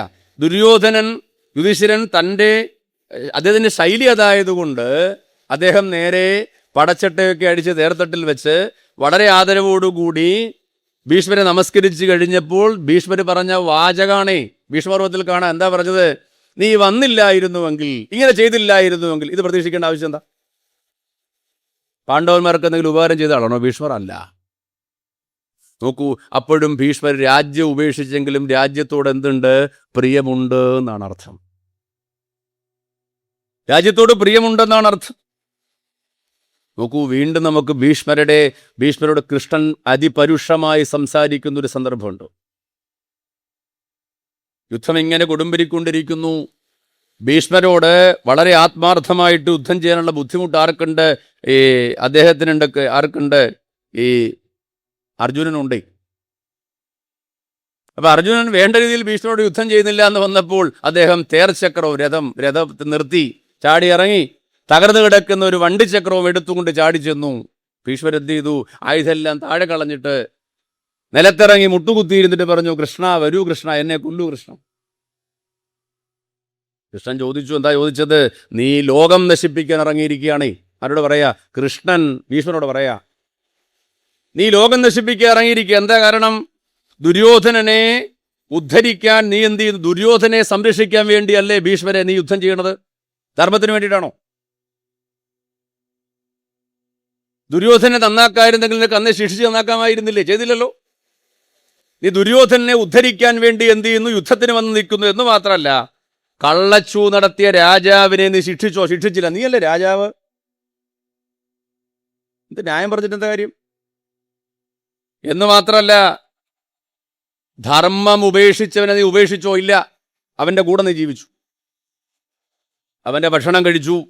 എന്നിട്ട് ഈ ലോകത്തെ നശിപ്പിക്കുന്ന യുദ്ധത്തിൽ പങ്കെടുക്കാൻ വേണ്ടി അവൻ്റെ പക്ഷത്ത് വന്ന് നിൽക്കുന്നവനാണ് നീ എന്ന് ചോദിച്ചപ്പോൾ ഭീഷ്മരുടെ ഒരു മറുപടി ഉണ്ട്. എന്താ പറയുന്നത് അറിയാമോ? ഭഗവാനെ, അത് വിധിയാ ഭഗവാനെ എന്ന് പറഞ്ഞു. ആലോചിച്ച് നോക്കൂ, എല്ലാം വിധിയിൽ വെച്ചാൽ മതിയല്ലോ. അപ്പം ഇവിടെ ഭീഷ്മരുടെ ധർമ്മവിലോപം മുഴുവൻ, ഭീഷ്മര് മഹാനുഭാവനാണ്. പക്ഷേ നമ്മൾ ആദ്യം ആരംഭിച്ചവിടെ ഭീഷ്മൻ എന്തുകൊണ്ട് ശരശയിൽ വീണു? 10-ാം ദിവസമാണ് എന്ത് ചെയ്തത്? ഭീഷ്മർ ശരശയിൽ വീണത്. ശരശയിൽ വീഴാനുള്ള ചരിത്രം നമുക്കറിയാമല്ലോ. ഈ ഭീഷ്മരും ദ്രോണരും യുദ്ധം ചെയ്യാൻ ആരംഭിക്കുമ്പോൾ 2 കാര്യങ്ങൾ പറഞ്ഞിട്ടുണ്ട്. ഒന്ന്, ഈ പാണ്ഡവന്മാരെ കൊല്ലില്ല, പാണ്ഡവന്മാരുടെ സൈന്യത്തെ നശിപ്പിക്കാൻ. ആദ്യത്തെ സർവ്വസൈന്യാധിപൻ ഭീഷ്മരാണ്. ആ ഭീഷ്മരിങ്ങനെ പാണ്ഡവ സൈന്യത്തെ ഈയാമ്പാറ്റകളെ പോലെ കൊന്നുകൊണ്ടിരിക്കുന്നു. 9-ാം ദിവസം യുദ്ധം കഴിഞ്ഞ് അവസാനിച്ചപ്പോൾ യുധിഷ്ഠിരൻ കൃഷ്ണനോട് പറഞ്ഞു, കൃഷ്ണ, ഇങ്ങനെയാണെങ്കിൽ 2 ദിവസം കൊണ്ട് നമ്മുടെ സൈന്യത്തെ മുഴുവൻ ആരില്ലാതാക്കും? പിതാമഹൻ ഇല്ലാതാക്കും. പിതാമഹനെ കൈകാര്യം ചെയ്യാൻ എന്താ മാർഗം? നോക്കൂ, മാർഗം അറിയാത്ത ആളാണോ കൃഷ്ണൻ? ഭീഷ്മരെ എങ്ങനെ വീഴ്ത്താം എന്ന് അറിയാത്ത ആളാണോ കൃഷ്ണൻ? അല്ല. കൃഷ്ണൻ പറഞ്ഞു, എന്നോട് ചോദിച്ചാൽ എനിക്കറിയില്ല, ഒരു കാര്യം അങ്ങേരോടോ ചോദിച്ചോളൂ. രാത്രിയായപ്പോൾ ഈ യുധിഷ്ഠിരനും എല്ലാവരും കൂടി അവിടെ ചെന്ന്, എവിടെ? ഭീഷ്മരുടെ താമസ സ്ഥലത്ത്. നേരെ ഉറക്കാം.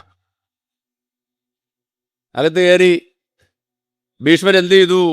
ഭീഷ്മരെ നോക്കിയപ്പോൾ യുധിഷ്ഠിരൻ തൻ്റെ അടുത്തേക്ക് വന്ന് യുധിഷ്ഠിരൻ ഭീഷ്മരുടെ പാദങ്ങൾ നമസ്കരിച്ചു, അനുഗ്രഹിച്ച് ആയുഷ്മാൻ ഭവ. കാരണം എന്താ? നിനക്ക് ആയുസ്സുണ്ടാവും, അറിയാലോ. ഉടനെ യുധിഷ്ഠിരൻ ചോദിച്ചു, എടോ, ശത്രു സൈന്യത്തിൻ്റെ സൈന്യാധിപന്റെ ഗൃഹത്തിൽ അർദ്ധരാത്രി നിങ്ങളെല്ലാം കൂടെ വരാൻ കാരണം എന്താ? യുധിഷ്ഠിരൻ പറഞ്ഞു, ഭഗവാനെ, മുത്തശ്ശ, ഒരു കാര്യം ചോദിക്കാൻ വേണ്ടി വന്ന. എന്താ? വേറൊന്നുമല്ല, മുഖത്തോട്ടൊക്കെ ചോദിക്കാൻ പറ്റില്ല, താഴേക്ക് നോക്കി ചോദിച്ചു, അങ്ങേ എങ്ങനെ കൊല്ലാമെന്ന് ചോദിക്കാൻ വന്നതാ. ഭീഷ്മരെ ചിരിച്ചിട്ട് തിരിച്ചു ചോദ്യം ചോദിച്ചെന്നറിയാമോ?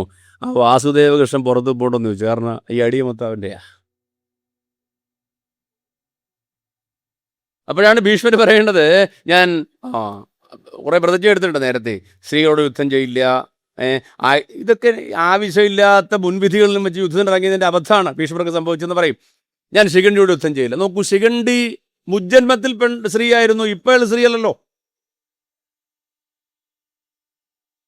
അപ്പോൾ അതിലൊരു സൂക്ഷ്മമായ ഭാവം ജ്ഞാനികൾ പറയാറുണ്ട്. കാരണം എന്താ? ഭീഷ്മർക്ക് ഒരു പശ്ചാത്താപമുണ്ട്, താൻ കാരണം അവിടെ കല്യാണം മുടങ്ങിപ്പോയെന്നുള്ള കാര്യം. താൻ കാരണമാണ് അവളുടെ വിവാഹം മുടങ്ങിപ്പോയത് എന്നൊരു പശ്ചാത്താപം കൂടെ കാണണം എന്തായാലും. അങ്ങനെ ഭീഷ്മർ 10-ാം ദിവസം ശിഖണ്ഡിയെ മുൻനിർത്തി അർജുനന്റെ രഥത്തിൽ ശിഖണ്ഡിയെ മുൻനിർത്തി അർജുനനേറ്റ അസ്ത്രങ്ങളേറ്റുകൊണ്ട് ഭീഷ്മരെ ശരശയിൽ വീണു. ശരശയിൽ ദേഹമാസകലം ശരം തറച്ച് ശരശയിൽ വീണു. കിഴക്കൂട്ട് തലയുമായിട്ട് വീണു എന്നാണ്. കിഴക്കൂട്ട് തലയുമായിട്ട് വീണപ്പോൾ ആ വീണ് കിടക്കുന്ന ഭീഷ്മരുടെ ചുറ്റുപാടും 7-8 അരയന്നങ്ങൾ ഇങ്ങനെ അടുത്തു വന്ന് എന്തോ കലപില ശബ്ദം കൂട്ടിക്കൊണ്ട് പറന്നുപോയി. മഹാഭാരതത്തിൽ പറയണത്, ഗംഗാദേവി തൻ്റെ പുത്രനൊരു മുന്നറിയിപ്പ് കൊടുത്തു. കാരണം എന്താ? എൻ്റെ കുഞ്ഞെ മരിക്കാൻ സമയമായില്ല. കാരണം എന്താ? അച്ഛൻ പണ്ട് വരം കൊടുത്തിട്ടുണ്ട്. ശന്തനു മഹാരാജാവിന് സത്യവതിയെ വിവാഹം കഴിച്ചു കൊടുത്തില്ലേ? കൊടുത്തു കഴിഞ്ഞപ്പോൾ ഒരു വരം കൊടുത്തു അച്ഛൻ. എന്താ വരം കൊടുത്തത്?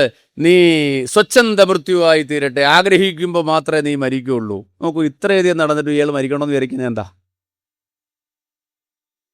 ഇത് മുഴുവൻ നാശം കണ്ടിട്ട് ഞാൻ മരിച്ചു പോകട്ടെ എന്ന് വിചാരിക്കാൻ എന്താന്ന് ചോദിച്ചാൽ, അദ്ദേഹത്തിന് ഉള്ളിൽ അതിനോട് ഒരു പ്രിയമുണ്ട്. അദ്ദേഹം രാജ്യം ത്യജിച്ചത് മനഃപൂർവ്വമാണോ എന്ന് ചോദിച്ചാൽ ഉള്ളിൽ അതിന് പ്രിയമുണ്ടെന്നാണ് അർത്ഥം. ഗംഗാദേവി ഋഷിമാരെ അരയങ്ങളുടെ രൂപത്തിൽ വിട്ടു. എന്തിനാ? ഇപ്പോൾ നല്ല സമയമല്ല, ദക്ഷിണായനമാണ്, ഉത്തരായനത്തിൽ മരണം ഉണ്ടാകട്ടെ. ഭീഷ്മപിതാമഹൻ ശരശയിൽ വീണു. വലിയ ഒരു പ്രതിബിംബം. അപ്പോഴേക്കും എല്ലാവരും ചാടിച്ചൊന്നു പറഞ്ഞു, തലയിങ്ങനെ താഴ്ന്നു കിടക്കുന്നു, എനിക്ക് തല ഉയർത്തി വെക്ക, ഒരു തലയണ വേണം. ദുര്യോധനുടനെ ആൾക്കാരെ വിട്ട് 2-3 തലയണൊക്കെ എടുത്തുകൊണ്ട് വരിക. എനിക്ക് വേണ്ട. അപ്പോഴാണ് അർജുനൻ 3 ശരങ്ങൾ കൊണ്ട് തലയണയാക്കി കൊടുത്തു. അദ്ദേഹം പറഞ്ഞു, എനിക്ക്. അപ്പോൾ ഭീഷ്മർ ദുര്യോധനൻ പറഞ്ഞു, മുത്തശ്ശ, അങ്ങ് ചികിത്സിക്കാൻ വേണ്ടി വൈദ്യന്മാരെയൊക്കെ വിളിച്ചുകൊണ്ട് കുറച്ചു പേരെ വന്നു. ഭീഷ്മർ പറഞ്ഞു, ഈ ചികിത്സ ആർക്കാ വേണ്ടെന്നറിയാമോ? മരിക്കേണ്ടവർക്ക് യാതൊരു ചികിത്സയുടെ ആവശ്യമില്ല, ജീവിച്ചിരിക്കേണ്ടവർക്ക് ആ ചികിത്സ വേണ്ടത്. എനിക്ക് ചികിത്സ വേണ്ട, ഞാൻ മരിക്കാൻ തീരുമാനിച്ചു. ഉടനെ വെള്ളം, ദാഹം, നല്ല ദാഹം. ഉടനെ വലിയ ശീതളപാനീയങ്ങളൊക്കെ ആയിട്ട് കൗരവ സൈന്യമൊക്കെ വന്നു, കുറേ പേര് വന്നു. അവർ അർജുനനെ വിളിക്കൂ. അർജുനൻ വന്ന് പറഞ്ഞു, കുഞ്ഞെ, എനിക്ക് കലശലായ ദാഹമുണ്ട്, എനിക്ക് അല്പം വെള്ളം കുടിക്കണം. അർജുനൻ പാർജന്യാസ്ത്രം എന്ന അസ്ത്രത്തെ മുകളിലേക്ക് അയച്ചു. ആ അസ്ത്രം മുകളിലേക്ക് പോയി ഊർധ്വഭാവത്തിൽ കീഴേക്ക് വന്ന് ഭൂമിയിൽ ആഴ്ന്നിറങ്ങിയപ്പോൾ അവിടുന്ന് തെളിനീര് ഉയർന്ന് ഭീഷ്മരുടെ വദനത്തിൽ വീണു. അങ്ങനെ ഭീഷ്മപിതാമഹൻ എന്തായി? ശരശയിൽ കിടക്കുകയാണ്. യുധിഷ്ഠിരൻ്റെ പട്ടാഭിഷേകം കഴിഞ്ഞു. അപ്പം യുധിഷ്ഠിരൻ ഇങ്ങനെ രാജ്യമൊക്കെ ഭരിച്ചുകൊണ്ടിരിക്കുമ്പോഴും യുധിഷ്ഠിരന് ഒരു പ്രശ്നം തുടങ്ങി. എന്താ പ്രശ്നം എന്ന് വെച്ചാൽ, ഞാൻ കാരണമാണോ ഇതെല്ലാം സംഭവിച്ചത്? ഞാൻ ചൂത് കളിക്കാൻ പോയി, ചൂതുകളിയെ പരാജയപ്പെട്ടു, 12 വർഷം വനത്തിൽ പോയി, 1 വർഷം ആരും അറിയാതെ താമസിച്ചു, തിരികെ വന്നു, രാജ്യം കിട്ടാതെ വന്നപ്പോൾ ഞാൻ കാരണമാണോ ഇതൊക്കെ സംഭവിച്ചതെന്നുള്ളൊരു ആശങ്ക. ആവശ്യമില്ലാത്ത ശങ്കയാണ്. ആശങ്കയുണ്ടായപ്പോൾ ഭരണം ആരംഭിക്കാൻ ഒരു ബുദ്ധിമുട്ട്, എന്തെങ്കിലും ഒരു വൈക്ലഭ്യമുണ്ടായി. ആ വൈക്ലഭ്യമുണ്ടായപ്പോൾ എന്തായി? ഭഗവാൻ പെട്ടെന്ന് എന്ത് ചെയ്തു? ഇങ്ങനെ വൈക്ലഭ്യത്തോടു ഇരിക്കുന്ന സന്ദർഭത്തിൽ ഒരു ദിവസം യുധിഷ്ഠിരനും ഭഗവാനും കൂടി സംസാരിച്ചു കൊണ്ടിരുന്നപ്പോൾ കൃഷ്ണൻ പെട്ടെന്ന് ധ്യാനനിമഗ്നനായി. കുറേ സമയം ധ്യാനനിമഗ്നനായി ശ്രീകൃഷ്ണ ഭഗവാൻ കണ്ണു തുറന്നപ്പോൾ യുധിഷ്ഠിരൻ ഭഗവാനെ അങ്ങ് ആരെയാണ് സ്മരിച്ചത്, അങ്ങ് ആരെയാണ് സ്മരിച്ചതെന്ന് ചോദിച്ചപ്പോൾ ഭഗവാൻ പറഞ്ഞു, ഞാൻ ആരെയാണ് സ്മരിച്ചത്? അദ്ദേഹത്തോട് പറയുകയാണ്, ഭീഷ്മരെയാണ് സ്മരിച്ചത്. എന്തിനാ സ്മരിച്ചത്? എത്രാം ദിവസമായെന്നറിയാമോ? ഭീഷ്മർ വീണിട്ട് 28 ദിവസമായി. നോക്കൂ, എൻ്റെ കണക്കിനെ പറ്റി മഹാഭാരതം പറയുന്നുണ്ട്. 10-ാം ദിവസം യുദ്ധം ആരംഭിച്ച് 10-ാം ദിവസം ഭീഷ്മർ താഴെ വീണു. 18-ാമത്തെ ദിവസം ദുര്യോധനൻ കൊല്ലപ്പെട്ടു. അത് കഴിഞ്ഞ് 16-ാമത്തെ ദിവസം യുയുത്സു പുല കുളിച്ചു സപിണ്ടി നടത്തി. പിന്നെയോ 25-ാമത്തെ ദിവസം ഹസ്തിനപുരിയിലേക്ക് എല്ലാവരും യാത്രയായി. 27-ാമത്തെ ദിവസം രാജാവായിട്ട് പട്ടാഭിഷേകം ചെയ്തു. 28-ാമത്തെ ദിവസം എന്ത് ചെയ്തു? 28-ാമത്തെ ദിവസം ഈ ഭരണത്തെപ്പറ്റി ചിട്ടപ്പെടുത്തി, ഇതിനെയൊക്കെ ഭരിക്കണമെന്നൊക്കെ ചിട്ടപ്പെടുത്തി. 29-ാമത്തെ ദിവസം, അതായത് ഭീഷ്മപിതാമഹൻ ശരശയിൽ വിടുന്നതിൻ്റെ 29-ാമത്തെ ദിവസമാണ് കൃഷ്ണൻ പറയണത്, ഭീഷ്മരെന്നെ സ്മരിക്കുന്നു. നോക്കൂ, അത്രയും കാലം സ്മരണയില്ലാത്ത ഭീഷ്മരെ സ്മരിക്കാൻ കാരണം എന്താ? അവിടെയാണ് പശ്ചാത്താപത്തെ കാണാൻ പറ്റുക. ഭീഷ്മരുടെ ആഗ്രഹത്തെപ്പറ്റി ജ്ഞാനികൾ പറയാറുണ്ട്. എന്താ ആഗ്രഹം? ഒരേ ഒരു ആഗ്രഹമേ ജീവിതത്തിലുള്ളൂ എന്ന അവസാനം. എന്താ ആഗ്രഹം? മരിക്കുന്ന സമയത്ത് ഭഗവാൻ തൻ്റെ മുമ്പിൽ വന്നു നിൽക്കണം. 29-ാമത്തെ ദിവസം ഭീഷ്മർ നോക്കൂ, 28 ആദ്യത്തെ ദിവസത്തൊക്കെ ഭഗവാൻ എടുത്തു പോയിരുന്നു, പിന്നീട് പോയിട്ടുമില്ല, കാണാൻ സാധിക്കില്ല. 29-ാമത്തെ ദിവസം ഭീഷ്മപിതാമഹന്റെ അടുത്തേക്ക് പാണ്ഡവന്മാരോടൊപ്പം ഭഗവാൻ പോവുകയാണ്. പാണ്ഡവന്മാരോടൊത്ത് ഭഗവാൻ ചെന്ന് കൃഷ്ണൻ ഭീഷ്മരെ നമസ്കരിച്ചു. കാരണം എന്താ? ധർമ്മനിഷ്ഠനാണേ. ജീവിതത്തിൽ ഇതൊക്കെ സംഭവിച്ചിട്ടുണ്ടാകാം. പക്ഷേ അദ്ദേഹം ഒരു മനുഷ്യൻ്റെ സകല പോരായ്മകളെയും പരിഹരിക്കാൻ എന്താ മാർഗം എന്ന് വെച്ചാൽ തൻ്റെ പോരായ്മകളെ മുഴുവൻ ഈശ്വരാർപ്പിതമാക്കി മാറ്റില്ല. ഇങ്ങനെ ചെയ്ത ആളാണ് ഭീഷ്മർ. സമൂഹം അംഗീകരിക്കണമെന്ന് നിർബന്ധമൊന്നുമില്ല. പക്ഷേ ഈശ്വരൻ അംഗീകരിച്ചു കഴിഞ്ഞാൽ പിന്നെ ബാക്കി ആരും അംഗീകരിച്ചില്ലെങ്കിലും വിഷയമില്ല, വേറെ അംഗീകാരത്തിനും പ്രസക്തിയില്ല. അങ്ങനെ 29-ാം ദിവസം അവിടെ ചെന്നിട്ട് ഭീഷ്മപിതാമഹനോട് ഭഗവാൻ പറഞ്ഞു, ഹേ ഭീഷ്മരെ, അങ്ങയുടെ ചെറുമകന് ഭരണം നിർവഹിക്കുന്ന ആളാണ്, രാജാവാണ്, പക്ഷെ ധർമ്മത്തെ അറിയില്ല, അങ്ങ് ധർമ്മത്തെ ഉപദേശിക്കണം. ഭീഷ്മർ ചോദിച്ചു, സർവേശ്വര, ഈ പ്രപഞ്ചത്തിൻ്റെ സ്രഷ്ടാവായിരിക്കുന്ന അവിടുന്ന് എൻ്റെ മുമ്പിൽ നിൽക്കുമ്പോൾ ഞാൻ ധർമ്മത്തെ ഉപദേശിക്കേണ്ടതുണ്ടോ? അത് ശരിയാണ് ചോദ്യം. സാക്ഷാൽ സർവേശ്വരൻ ഉപദേശിക്കുന്നവരും ഭീഷ്മരെ കൊണ്ട് എന്തിനാ ഉപദേശം ചോദിച്ചാൽ ജ്ഞാനികൾ പറയാറുണ്ട്. എന്താ കാരണം എന്നറിയാമോ? ജ്ഞാനികൾ പറയുന്നത്, ഭീഷ്മർ പൂർണ്ണമായിട്ടും തൻ്റെ പോരായ്മകളെയെല്ലാം മനസ്സിലാക്കി ഭഗവാനെ അഭയം പ്രാപിച്ചിരിക്കുകയാണ്. തൻ്റെ പോരായ്മകൾ എന്തൊക്കെയാണെന്ന് എവിടെ കിടന്ന് മനസ്സിലാക്കി ശരശയിൽ കിടന്ന് ബോധ്യപ്പെട്ടയാളാണ്. ശരശയിൽ കിടക്കുന്നത് വേദനയോടുകൂടെ കിടന്നതേ, അല്ലാതെ സുഖിച്ച് കിടന്നൊന്നുമല്ല. ശരശൈലി ദേഹമാസകല വസ്ത്രം കൊണ്ട് വ്യക്തമൊലിച്ച് വ്രണങ്ങളോടുകൂടിയല്ലേ കിടന്നത്. ആ ഭീഷ്മരുടെ മുമ്പിൽ പൂർണ്ണമായ പശ്ചാത്താപഭാവത്തോടു കൂടിയിരിക്കുന്ന, പൂർണ്ണമായ തൻ്റെ മനസ്സിനെ, ഇന്ദ്രിയങ്ങളെ, ശരീരത്തെ, ഇതിനെ മുഴുവൻ തന്നെ ഭഗവതർപ്പിതമാക്കി മാറ്റിയപ്പോൾ ആണ് ശ്രദ്ധിക്കേണ്ട കാര്യം ഭഗവാൻ പ്രത്യക്ഷപ്പെട്ടത്. അതുവരെ പോയില്ല.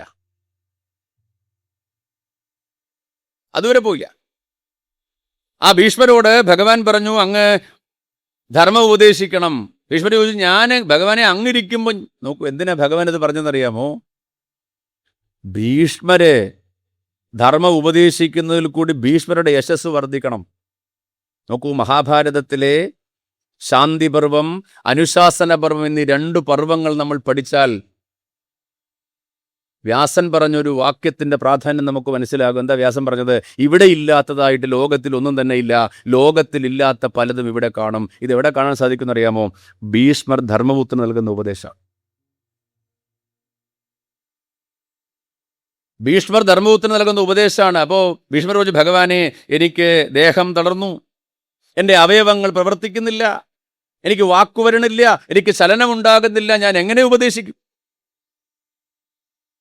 നോക്കൂ, അതുവരെ അധികാരമുള്ളയാളായിരുന്നു, പ്രൗഢിയുള്ളയാളായിരുന്നു, അനുയായികളുള്ളയാളായിരുന്നു, മുത്തശ്ശ അല്ലെങ്കിൽ രാജാവേ എന്ന് വിളിച്ചുകൊണ്ട് നടന്നയാളായിരുന്നു. ആരുമില്ല, സർവം ഈശ്വരാർപ്പണമസ്തു. ഭഗവതർപ്പിതമാക്കിയപ്പോൾ ഭഗവാൻ പറഞ്ഞു, അങ്ങ് വിഷമിക്കണ്ട, അങ്ങയുടെ ബുദ്ധിയും ജ്ഞാനവും പ്രകാശിക്കട്ടെ, എല്ലാ ക്ലേശങ്ങളും തീരട്ടെ എന്ന് അനുഗ്രഹിച്ചു. ഊർജ്ജസ്വലനായ ഭീഷ്മർ.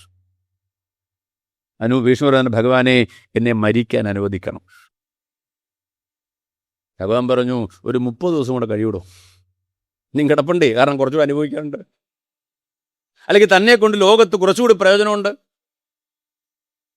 അങ്ങനെ 29ാമത്തെ ദിവസം മുതൽ എന്ത് ചെയ്യാണ്, ഉപദേശിക്കുകയാണ്. എന്നിട്ട് പറയുന്നുണ്ട്, അങ്ങ് കൂടുതൽ യശസ്വിയാകാൻ വേണ്ടിയിട്ടാണ് ഈ ഉപദേശം, എനിക്ക് വേണ്ടിയിട്ടല്ല, അങ്ങയ്ക്ക് വേണ്ടിയിട്ടാണ്. അങ്ങയ്ക്ക് ഇതുവരെ അങ്ങയെ പഠിക്കുമ്പോൾ, വിചിന്തനം ചെയ്യുമ്പോൾ എന്തൊക്കെ പോരായ്മകളുണ്ടോ, ആ പോരായ്മകളെയൊക്കെ സമൂഹം അതിക്രമിച്ച് അങ്ങ് യശസ്വിയാകണം എന്നാണ് എൻ്റെ ആഗ്രഹം. ആരുടെ? ഭഗവാന്റെ. അതുകൊണ്ടാണ് അങ്ങ് ഉപദേശിക്കാൻ മറക്കുന്നത്. അവിടെയാണ് നമ്മൾ ആദ്യം പറഞ്ഞ മുഴുവൻ ഭാവങ്ങളും ഭീഷ്മരിൽ മാറി മറ്റൊരു ഭീഷ്മരെ അവിടെ കാണാം. ആ ഭീഷ്മരുടെ ഉപദേശ വിഷയങ്ങൾ രാജധർമ്മം, പ്രജാധർമ്മം, ഗൃഹസ്ഥധർമ്മം. അവിടെയാണ്, ആ ഉപദേശത്തിലാണ് മഹാവിഷ്ണു മഹാദേവന്റെ ഒരു സഹസ്രനാമമുണ്ട്. ശിവസ്ഥാണുർ പ്രഭുർഭീമ പ്രവരോ വരദോ വര എന്ന സഹസ്രനാമം ആ ഉപദേശത്തിന്റെ ഭാഗമാണ്. മഹാഭാരതത്തിലുള്ളതാണ്. എന്നിട്ട് എന്ത് ചെയ്തു? തത്വബോധത്തിന് സത്സംഗത്തിന്റെ പ്രാധാന്യം. നമ്മൾ സത്സംഗമാണല്ലോ, ആ സത്സംഗത്തിന്റെ പ്രാധാന്യം എന്താണ്? അങ്ങനെ ഓരോ വിഷയങ്ങളും, തീർത്ഥയാത്രാ മാഹാത്മ്യം, ധ്യാന മാഹാത്മ്യം, ഒരു രാജാവിൻ്റെ ധർമ്മം എന്താണ്, പ്രജാധർമ്മമുണ്ട്, ഗൃഹസ്ഥധർമ്മം എന്താണ് എന്നൊക്കെ ഉപദേശിച്ചിട്ട് അവസാനം എന്തായി? ശ്രാദ്ധവിധികളെയും സ്ത്രീധർമ്മത്തെയൊക്കെ ഉപദേശിച്ചിട്ട് ആരാണ് ലോകത്തിൽ പൂജ്യതമനായിരിക്കണം എന്ന ചോദ്യത്തിന് ഉത്തരമായിട്ട് പറഞ്ഞു, ഈ നിൽക്കുന്ന ഭഗവാന്റെ മഹാത്മ്യം പറഞ്ഞു, കൃഷ്ണന്റെ. ഇവനാരാണ്? വിശ്വം വിഷ്ണുർ വഷട്കാരോ ഭൂതഭവ്യഭവത് പ്രഭു ഭൂതകൃത് ഭൂതവൃത് ഭാവോ ഭൂതാത്മാ ഭൂതഭാവന ഭൂതാത്മാ പരമാത്മാജ മുക്താനാം പരമാഗതി അവ്യയ പുരുഷ സാക്ഷി ക്ഷേത്രജ്ഞോ അക്ഷരയേവജ യോഗോ യോഗവിതാം നേതാ പ്രധാന പുരുഷേശ്വര നാരസിംഹ ബബു ശ്രീമാൻ കേശവ പുരുഷോത്തമാൻ തുടങ്ങി ആത്മയോനി സ്വയം ജാതോ വൈഖാന സാമഗായന ദേവകീ നന്ദന സ്രഷ്ട ക്ഷിതീശ പാപനാശന ശങ്കബൻ നന്ദകീ ചക്രീ ശർഗധന്വ ഗദാധര രഥാംഗപാണി രക്ഷോഭ്യ സർവപ്രഹരണായുധ എന്ന് വിഖ്യാതമായ വിഷ്ണു സഹസ്രനാമം സരസ്വൽ കടന്നു സ്തുതിച്ചതാ. ഭഗവാനെ വിശേഷമായിട്ട് കണ്ടു. എന്നിട്ട് പറഞ്ഞു, ആ സഹസ്രനാമത്തിന്റെ പ്രാധാന്യം എന്താണ്? ഭീഷ്മരുടെ ഉപദേശമാണ്. എന്താ വിഷ്ണു സഹസ്രനാമം നമ്മൾ ജപിക്കുമ്പോൾ കാണാം, അതിൻ്റെ ആദ്യം അതിൻ്റെ മാഹാത്മ്യം പറയുന്നു, പിന്നീട് സ്തുതി പറയുന്നു. വിഷ്ണു സഹസ്രനാമം എന്ത് ചെയ്യുന്നു? ഭഗവാനെ വെറുതെ വാക്കുകൊണ്ട് നാവുകൊണ്ട് ജപിച്ചാൽ പോരാ, മനസ്സിനെ ഭഗവാനിൽ നിർത്തി എന്ത് ചെയ്യണം? അത് ജപിച്ചാൽ എന്താ ഗുണം? ഭയമുണ്ടാകില്ല, കീർത്തി ഉണ്ടാകും, ധനമുണ്ടാകും. പിന്നെയോ ആ സ്തോത്രത്തിൻ്റെ മഹിമ സകല ഭാവങ്ങളെയും അതിക്രമിക്കാൻ സാധിക്കുമെന്നുള്ള ഞാൻ ഉപദേശിച്ചു. വിഷ്ണു സഹസ്രനാമത്തിൻ്റെ മഹാത്മ്യം അത് കഴിഞ്ഞു, ഉപദേശമെല്ലാം കഴിഞ്ഞു. പിന്നീട് നമുക്ക് കാണാം, പിന്നീട് ശ്രീകൃഷ്ണ ഭഗവാൻ വരണത് 59ാമത്തെ ദിവസം. ഭീഷ്മർ ശരശയിൽ വീഴുന്നതിൻ്റെ 59ാമത്തെ ദിവസം. ദിവസത്തിന്റെ പ്രത്യേകത എന്ന് പറയുന്നത് മാഘമാസത്തിൽ, കുംഭമാസത്തിൽ വെളുത്ത അഷ്ടമിയിൽ കൃഷ്ണൻ അവിടെ ചെന്നു എന്നാണ്. അന്നാണ് ഭീഷ്മരുടെ മുക്തി. ഭീഷ്മരുടെ മുമ്പിൽ ഭഗവാൻ ചെന്ന് നിന്നു.